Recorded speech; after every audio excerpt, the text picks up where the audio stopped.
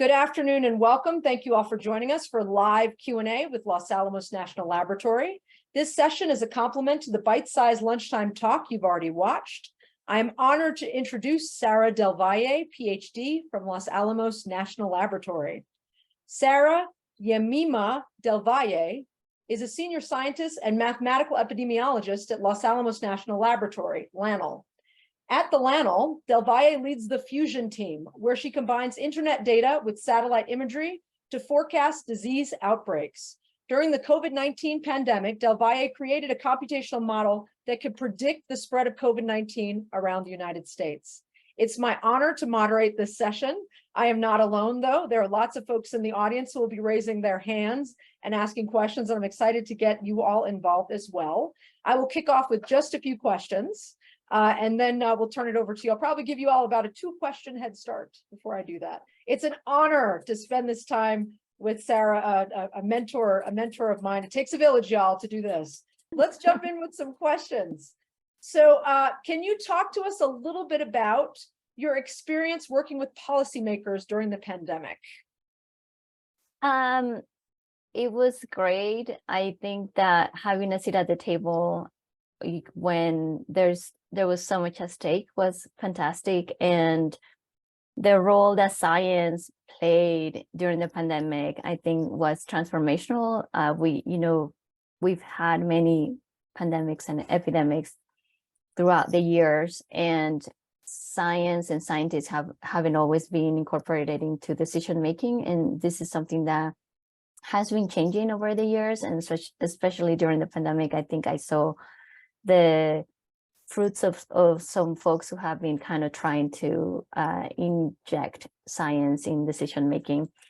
It was, I think the experience for me was great, but it was also very nerve-wracking because we would get questions from, the White House or other folks that needed responses in like hours or like a few days. And as a scientist, sometimes you don't really have, you want to run your models, you want to be, 80% sure about your solution. And when you have a few hours or just a few days to provide recommendations, and you feel like my answer is only like 30%, or I haven't been able to run the model because I only have a few hours, it can be very intimidating and frustrating not to have the time that you would need, but at the same time, because they needed to make decisions, it was either we make it with a scientist in the room, or you can just provide a 30% solution. And the other thing is, I think there's still a reluctance, or there's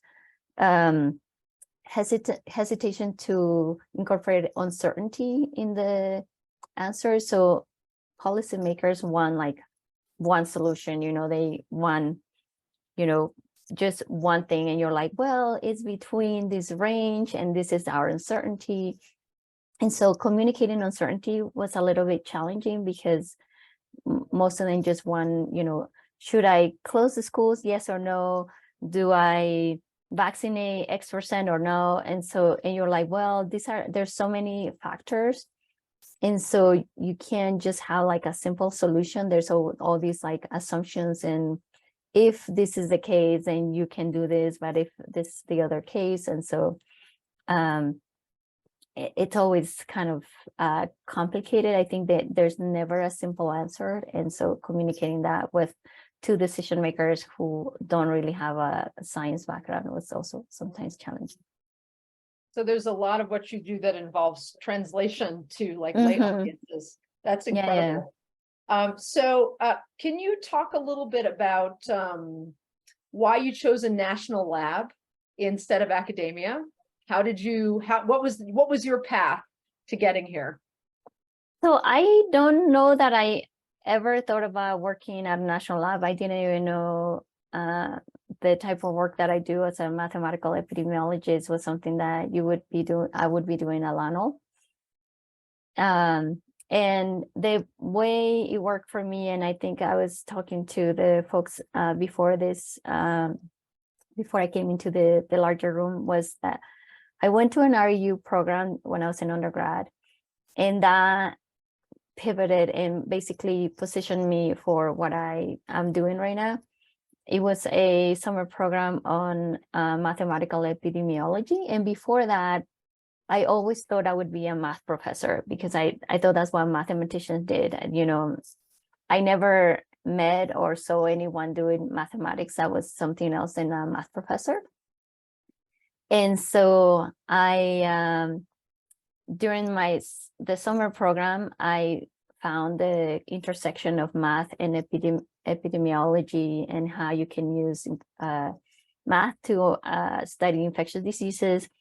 And so then I met my PhD advisor at this REU program. He was one of the professors that was helping with the program. He was at the University of Iowa. So then I decided I'm going to go to the University of Iowa and get my PhD.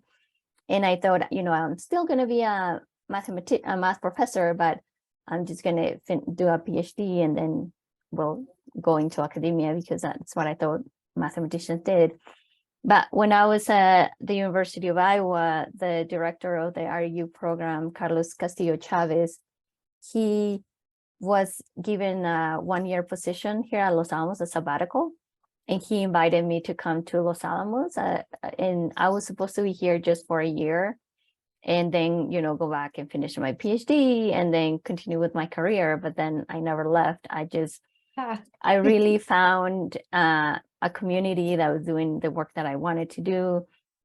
And the fact that I could do research and mentor students, that basically was the piece that I needed to fulfill my needs and my desires to do math and epidemiology. And teaching was never really something that I loved. And I was, you know, I was a TA when I was in undergrad, and also when I was some part of my grad school, I did a lot of TAing, and I felt that research was something that I really loved doing. And that's why I stayed here. Then I never planned it, but it just happened. And I'm going to jump back and forth a little bit about between the content of your work and how you found your way there and some of the things that you've learned there. But before we do that, for the unindoctrinated, what is an RUI or REU? REU. Oh, REU. Explain. I dropped an NSF link, but could you explain this, please? An REU is research experience for undergraduates. And these are summer internships that many universities have throughout the US, and I don't know, maybe around the globe. And basically you spend, I believe it's like 10 weeks. And so I went to Cornell University and I spent 10 weeks working with, you know, 20 or 25 other students. And during the first part of our RU program was like they were just teaching us the basic tools on what we would use to study mathematical epidemiology. And then during the second part of the summer program, we did research, and we all had to come up with an idea of what problem we wanted to solve at the intersection of math and epi. And so that way they gave us they empowered us to pick up a problem and figure out how to solve it. And it was one of the best experiences I had in my life. We all lived in a fraternity house, and we had a chef that was Italian, and he would make the best pastas and pizzas and everything. There was ice cream in the fridge.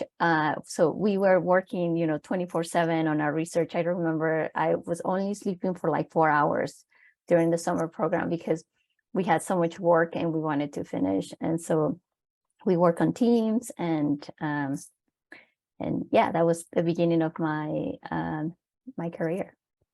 So let's stay with Cornell. So one of our summer staff members, who is a recent grad at University of Wisconsin-Madison, Edith, had the following question. Thank you for sharing your career journey. You mentioned that you started to be interested in epidemiology when you were at Cornell. I wonder what made you decide you wanted to study epidemiology and choose it as your career. Was there a specific moment that made up your mind?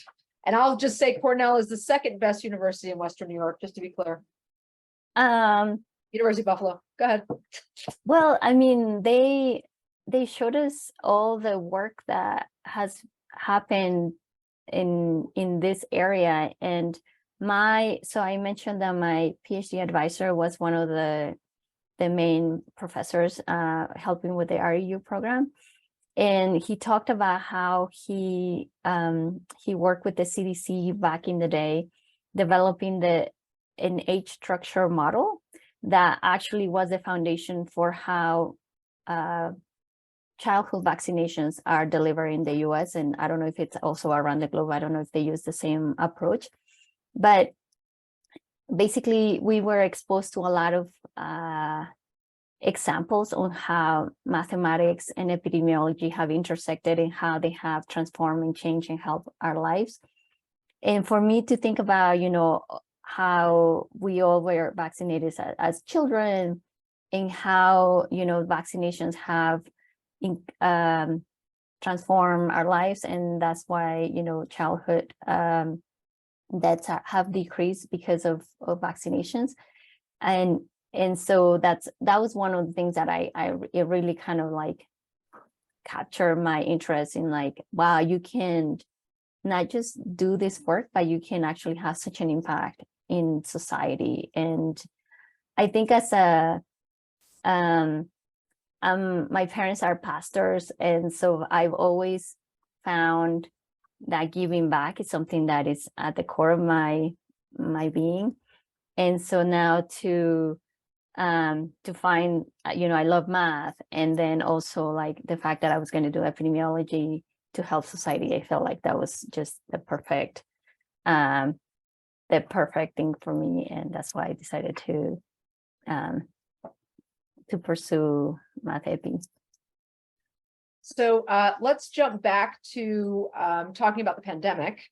So what scientific advancements are needed regarding models or data to better position us for the next pandemic? I mean, fingers crossed, it's 100 years again. But you're going, yeah. So can you tell what's going to position us better as a country, society, to better be prepared?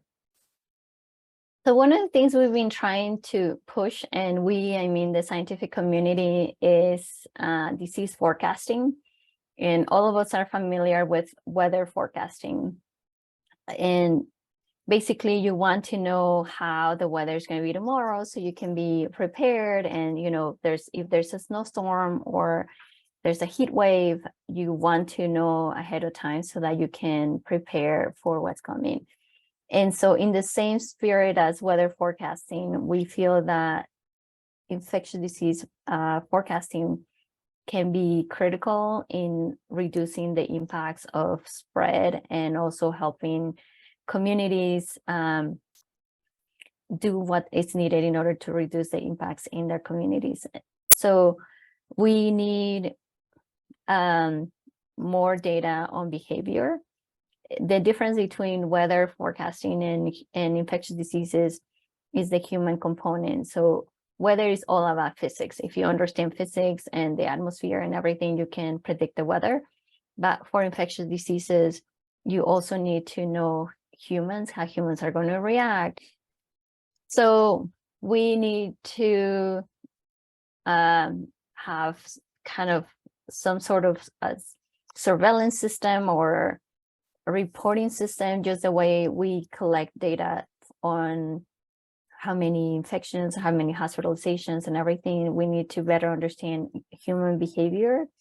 And by that, I mean, like, are people going to stay home when we ask them to stay home because there is a very infectious disease spreading in the community? Are they right now, the answer to that appears to be no.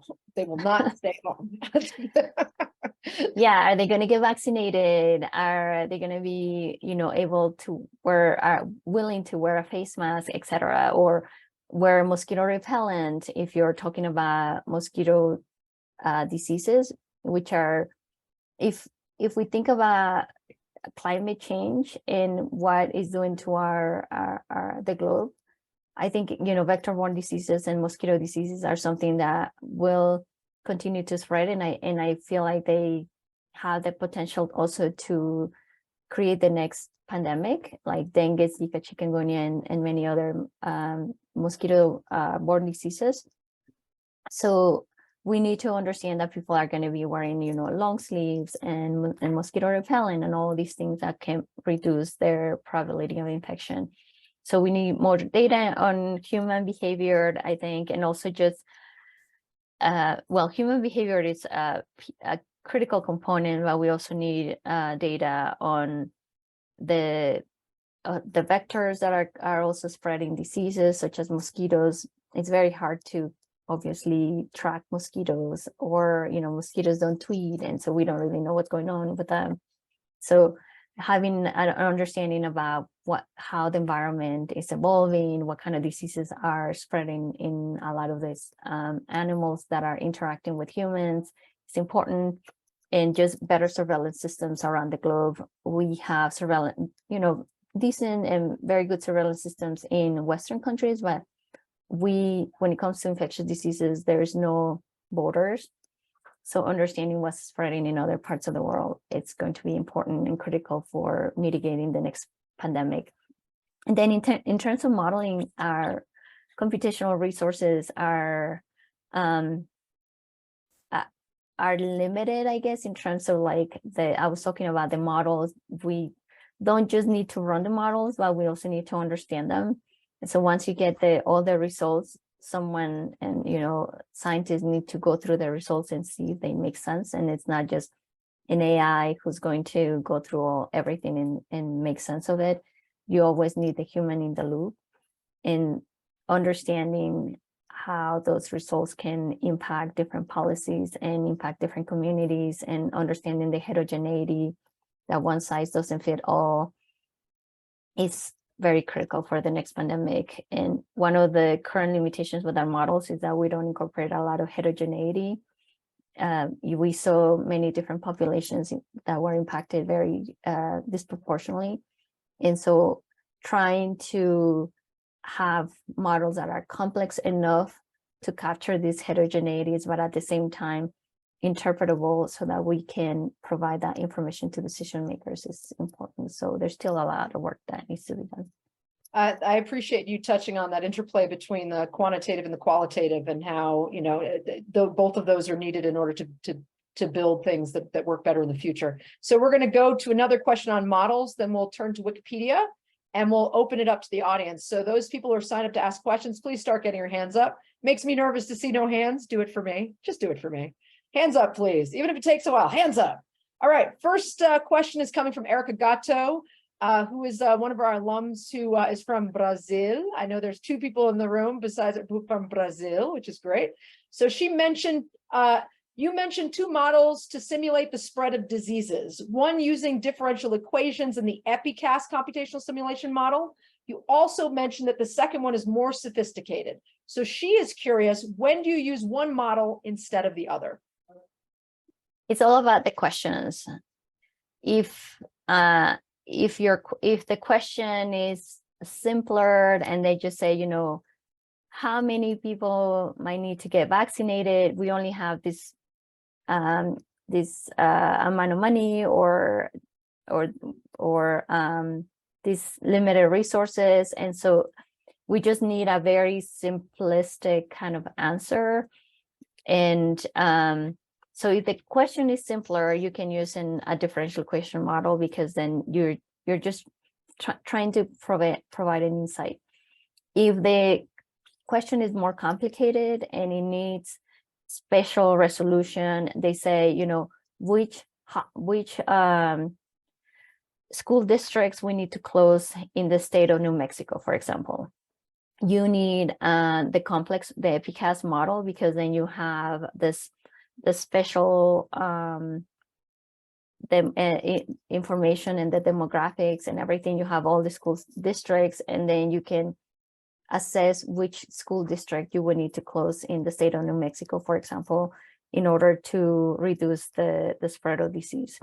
Sometimes they ask, which airports would need to be closed, or should we reduce the number of travelers coming into the US? So you have to have a more complicated model. And some of the questions also were about we have limited resources. Who should we give these limited resources to, or these limited vaccinations?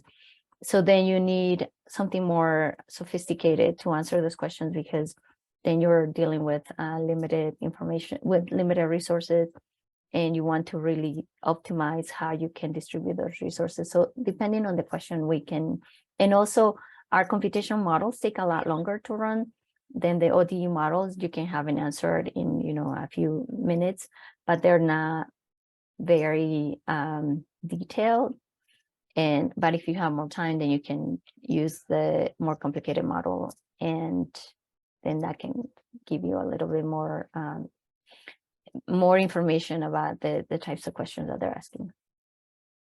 Thank you. Thank you. So we already had some Wikipedia questions lined up to ask you, but the recent New York Times piece was forwarded to me by one of my mentors at Berkeley, Heather Habman, on ChatGPT, large language models, and whether Wikipedia will either be made obsolete or will become key to training those models.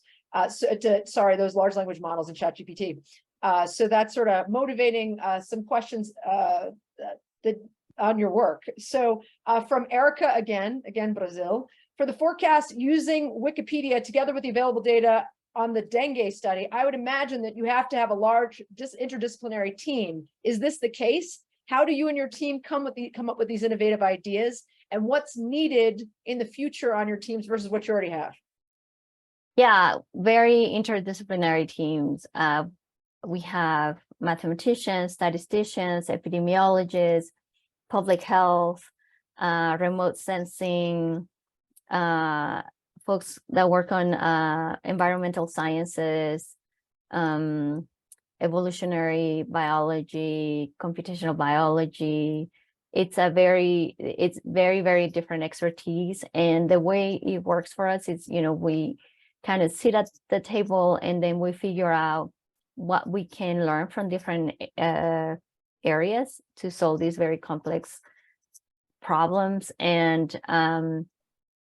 yeah, it requires, I think that's another thing that drove me to Los Alamos, is the fact that you can work with many different types of scientists. My experience working with some academic folks, if you're working with the math department, they tend to be isolated and just work with mathematicians, and they're trying to solve these complex problems. But at Los Alamos, all of our work requires interdisciplinary kind of approaches, and I think that can give you a more creative and innovative idea than just working with only one type of area. So we have two more questions from our undergrads, and then I'm going to throw it out to, I think our order currently is James, Jacqueline, and Joel. So from Edith again, you mentioned the smart approach of using Wikipedia to track disease incident. I'm interested in knowing if you have come across any factors that could potentially disrupt the relationship between the traffic on the website and the reported number of disease incidences during implementation of this method. Yeah. In our paper about Wikipedia, we talked about some of the issues that we've encountered when using Wikipedia. One is what we call it the Oprah effect, which is like if Oprah mentions something, then, or, Taylor Swift or Justin Bieber, if they got the flu or COVID or whatever, everyone is going to go online and try to search for, these different diseases. And so then you are altering the signal, because it's not that flu or dengue or malaria is spreading in your community, but it's because someone famous got malaria. And so now everyone is like searching online to figure out what malaria is. So every time there's like these kind of isolated events that trigger an increase in searches, that can always disrupt our modeling and the signal. There's also, obviously, during the pandemic, it was very hard to use kind of Wikipedia because everyone was searching for COVID-19. There was a lot of interest in just learning what's going on, not just in the US, but around the globe. And so looking at searches, Wikipedia searches during that major pandemic would not have been useful, just because there was the signal was way too great. So there needs to be a retrospective after things have settled a little bit. Yeah. And one thing we found was about Ebola, that there's always interest around Ebola around the globe, like regardless of whether it's spreading in West Africa or not. Like people are always searching around the globe for Ebola, which is something that was interesting. I don't know why people are always interested in Ebola. All right, last student question, then we're going to throw it out to our audience. And this is super useful because there's a big element of the practical in our institute here. People are learning new methods and learning all sorts of things with data. So one of our undergrads, Ankita, who's in the room, who I think you met, recent grad from UC Berkeley, had the question: what are some ways internet data is cleaned or pre-processed before being incorporated into models? So get into the weeds here for us. What are some of the annoying little things that you end up having to do to get the data ready for use? Well, there's a lot. I think, I don't know if you heard many scientists say, 80% of our work is cleaning data, and 20% is actually modeling and doing analytics with the data. So there's, especially when you're working with social media data, there's a lot of work that needs to be done, just because it's publicly available and it's free and everything. And so you're going to find a lot of information that it's not quite related to what you're interested in. So when we're studying influenza, for example, fever is something important that we tend to find as a leading indicator. If you find influenza and fever, then that's something that you can use to kind of discern between a disease or some other term. And what I mean by this, some other terms is for example, there was an instance of beaver fever that was happening during a flu season. And so we were finding a lot of like fever related searches and or terms in the data, and it was because it was related to Justin Bieber, and there was beaver fever. So you have to make sure that that the data that you're using is actually related to the topic that you're interested in that there might be times when these other non-related kind of terms are going to somehow go into your analysis. So there's a lot of there's a lot of work that we usually put on, like cleaning the data. Also, sometimes we found that I mentioned the Oprah effect. So figuring out that there's no events that happen during the period of time that we're studying that increase the signal. There's also a lot of machine learning kind of approaches in removing stop words, and also removing a lot of like information that is not appropriate for, there's a lot of people that they talk about, let's say COVID, but then they add something else to that tweet, or they add it to the Google Trends data that we're also analyzing. And so we always have to make sure that there's not additional information that is being incorporated in the data that we use. I don't know, I don't know if that answers the question, or if I need to go into a little bit more detail. No, that's fantastic. And I am excited to pull one of our participants in. James is going to ask is it first 3 questions, James? Did I hear you have a 3-part question? Yeah, I have a 3-part question. Love James. Yeah, thank you so much, Sarah. My first question is, how is modeling for a parasite like Plasmodium parasite different from modeling for a virus? My second question is literally related to the first, but it's on malaria. There's been mention of malaria in parts of Florida and Texas. Is the US expecting a major outbreak of malaria? And my third question is, during modeling for outbreaks, are there patterns that actually show that an outbreak could be a biological weapon?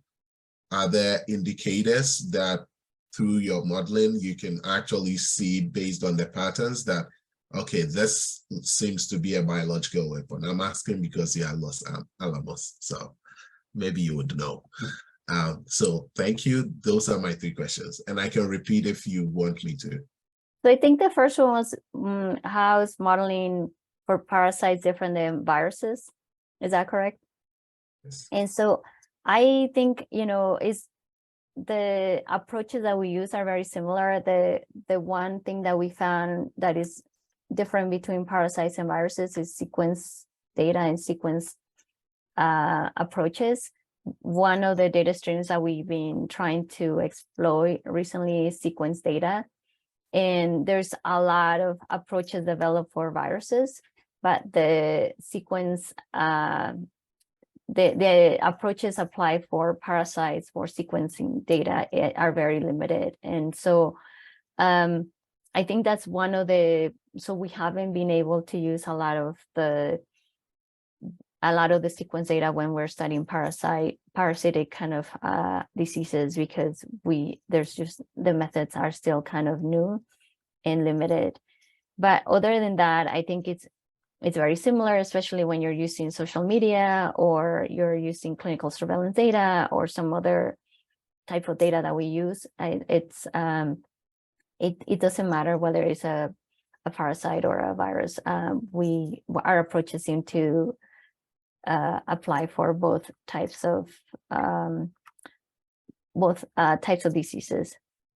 Then the second question about that there's been recent cases of malaria in Texas and Florida, and whether we think that there might be, there's an opportunity for malaria spread in the US. And I don't know necessarily, but I suspect that with climate change and the temperatures increasing, and we've seen also a very significant change and expansion of mosquitoes across the US, that there is a possibility that in the future, I think there could be malaria in the US. But right now, I think it's very isolated and it's still limited. And I think that there's something about the mosquitoes that carry malaria that are still not quite adapted to spread widely in the US. And so I think that's still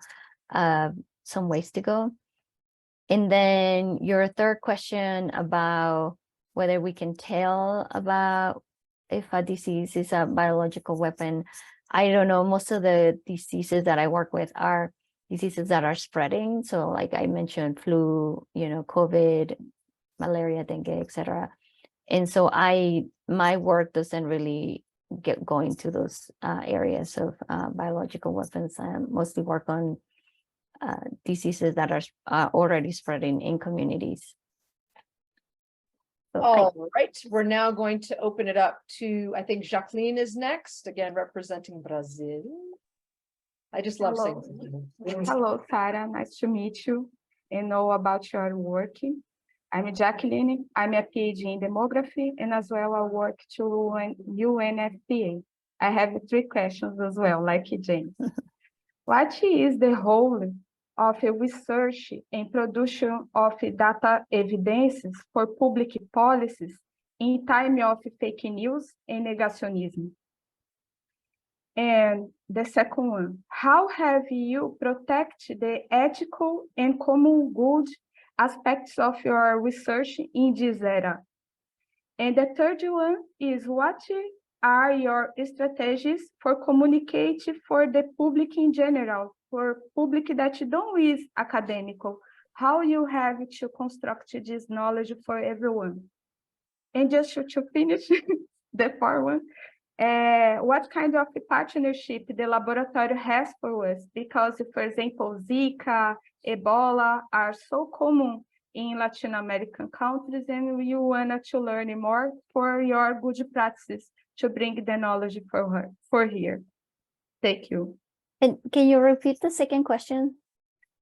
Second question is, how have you protect your ethical and common good aspects of your research?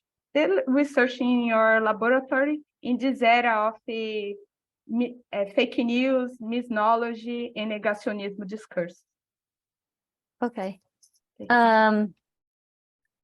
So I think that the role of fake news is very dangerous, and we saw some of that obviously during the pandemic, and the major issue, at least at what I see between the intersection of fake news and infectious diseases, is that if people are not protecting themselves because of fake news, that can also have negative, not just have negative impacts in their communities, but it can be fatal. Obviously, people can die because of fake news. And so I think we need more, the role, science can play a big role in combating fake news, I think, but we need more representation in traditional media and in the news, for example, just like we have, all these actresses or all these very vocal, people, activists.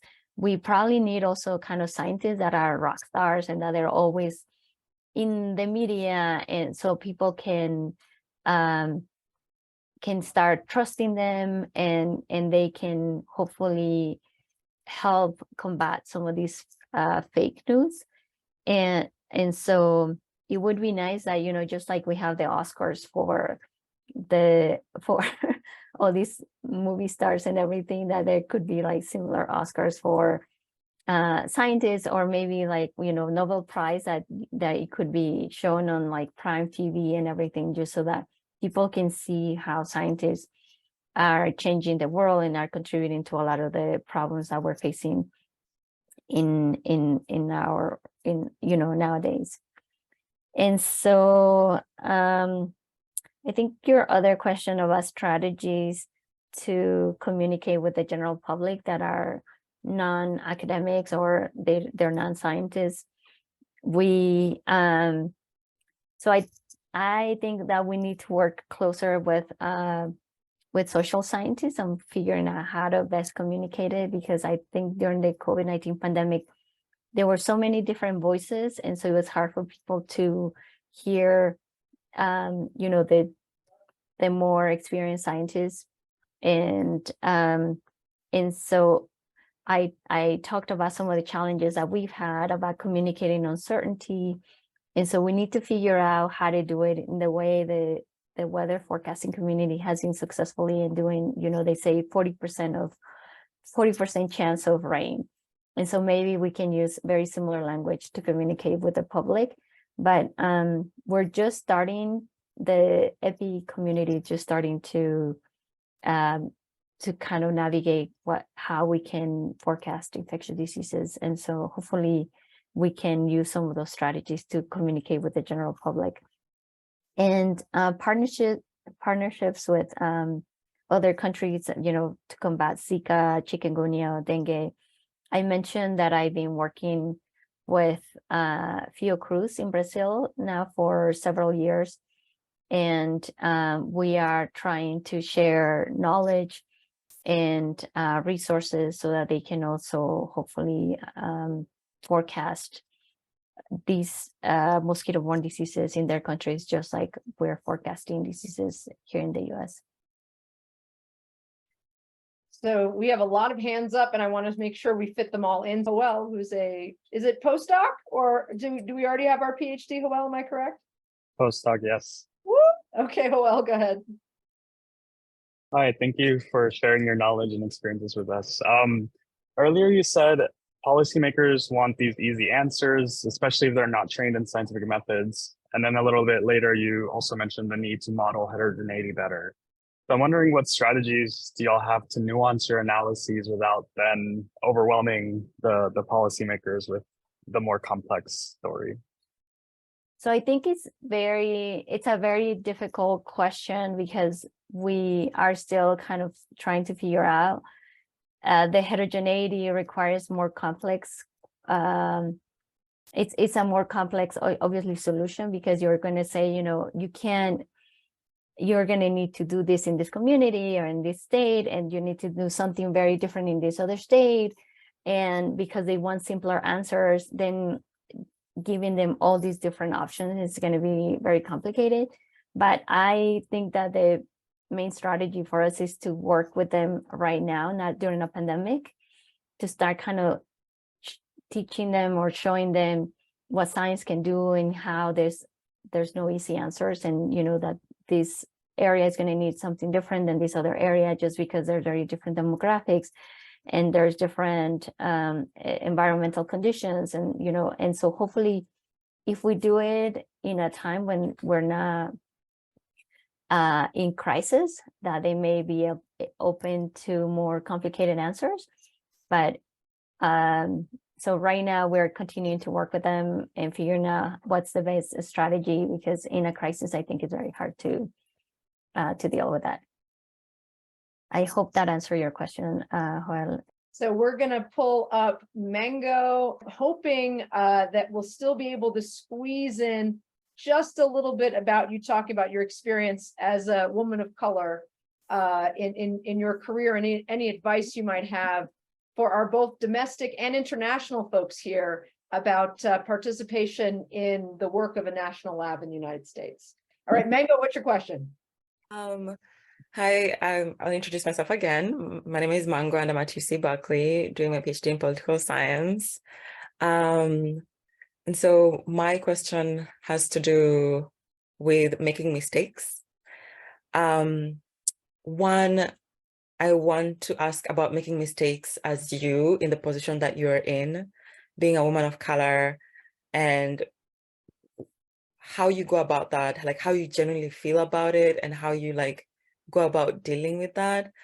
But then also just making mistakes as your role in the organization and the implications of that, and how in your experience you've gone about handling that.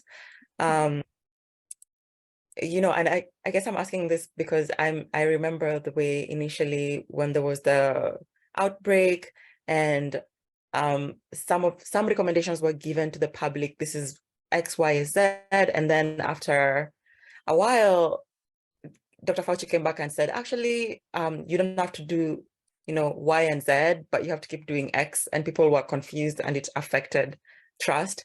I don't know if you would look at that as a mistake, but just generally, like in epidemiology, at the level that you're in, I'm interested to know. Okay. That's it. Thank you. So I think there's a cultural push for not making mistakes, and we need to change that narrative, because I think you don't learn when you don't make mistakes. And there's I think there's this signs that I've seen that there's no room for mistakes or something. I can't remember right now, but I feel like we should say mistakes are part of our learning process, and I think we don't really grow if we don't make mistakes. Every time you make a mistake, you learn something, and if someone tells you don't do this, you're not going to learn it, because you have to experience it to really learn from your mistakes. So I think there was such a powerful statement for the scientists to come clean and say, this is an evolving disease. This is a novel disease. We don't really know everything about it, and so the science is going to change. And if we all had this kind of attitude about coming clean to the public, and I know that many people felt like they lost trust in science because the science was evolving, and I think that was very I think that's a very kind of dangerous path if we don't allow the scientists and the science to change and evolve over time and adapt. And so for me, especially because I work in such a consequential kind of area of infectious diseases, it's always good to come to our stakeholders and say, you know, we gave you the 30% answer last time we met, but now that we run our models and we have a better understanding of the problem, then this is, you know, our new solution is different than what we told you last week. And I think that when they know that you are, that you want the best for the country and the best for the decision making, basically, that they will be open to you kind of making mistakes, or basically just kind of learning and evolving. And so I always try to just you know, whenever I'm in our meeting with my team and everything, I just usually just tell them, you know, I've made a mistake and now I want to kind of start over, or I want to like change the answer just because now I have more information and I made decisions initially based on the limited information that I had. Any closing thoughts on your experience as a woman of color in science, or any advice on our foreign nationals or domestic folks that are interested in joining a national lab as we close out? So my recommendation is to trust yourself and trust your instincts. It's hard for me to sometimes be the only woman in the room or the only person of color in the room, but I remind myself that I belong there and that I'm there because I know, and I've, you know, put a lot of work in my career and in my area. And I think there's a lot of work that we have to do on ourselves before we can actually convey the information to others. And so believing in ourselves and trusting ourselves, and not, I know the system has made it in such a way that we have this, you know, imposter syndrome, but it's not us, it's the system that created that. And so we need to remind ourselves that every time when we're in a room where we're the only ones, to just believe that we belong there and not be afraid to speak up ourselves. Thank you so much. Please join me in thanking our incredible speaker. Thank you all for watching. For more information on SICSS-Howard Mathematica, visit our website, follow us on social media, and join our email list.